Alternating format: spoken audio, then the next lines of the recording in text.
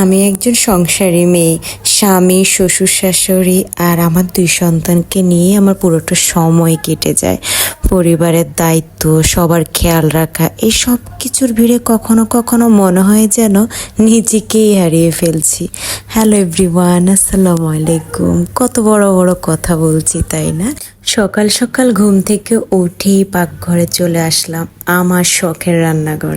আমি সকালবেলা আমার নাস্তাটা হেলদি রাখার ট্রাই করি। তো সকাল সকাল উঠেই আমি 2টো ডিম আমার জন্য সিদ্ধ বসিয়ে দিলাম। তারপর আমি অন্যান্য কাজ সেরে নিব। এ ফাঁকে আমি ড্রয়িং রুমটা ক্লিন করতে চলে আসলাম। ড্রয়িং রুমে আমার কিছু ধুলা জমে গেছে, আর এত এত ধুলা পড়ে, একদিন না পরিষ্কার করলে মনে হয় যেন কত কি ময়লা পড়ে আছে। আমাদের মেয়েদের সকাল হলেই শুরু হয় সংসারের কাজকর্ম, ব্যস্ততা, বাচ্চাদেরকে স্কুলে যাওয়া, বাচ্চাদেরকে খাওয়ানো পড়ানো। একটা মেয়ের কাজের শেষে হচ্ছে না।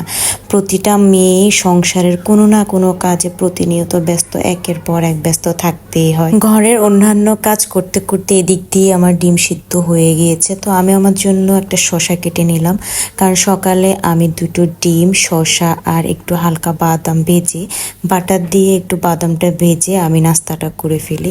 সকালটা আমার জন্য সবসময় ব্যস্ততায় ভরা।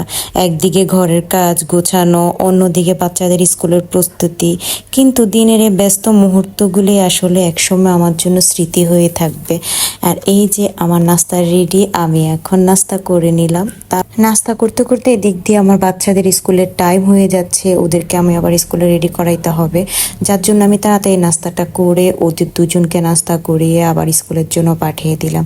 আর এই ছিল আমার আজকে ছোট্ট একটা ভিডিও। সবার কাছে ভালো লাগলে অবশ্যই ভিডিওটি শেয়ার করে দিবেন। সবাই ভালো থাকবেন। আল্লাহ।